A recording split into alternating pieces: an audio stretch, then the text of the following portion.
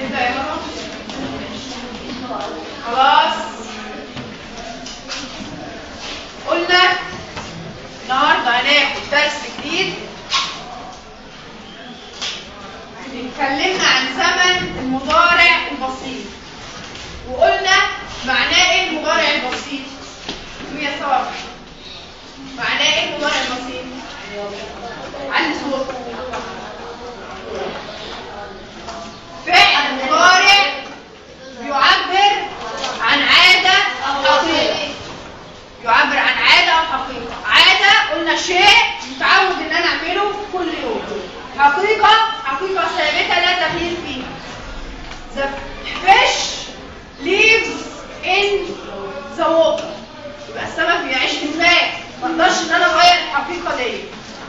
عادة I always go to school on foot. متعود ان انا او دائما اروح المدرسه on foot سايره على قدام. دي عاده انا متعود عليها مش هغيرها.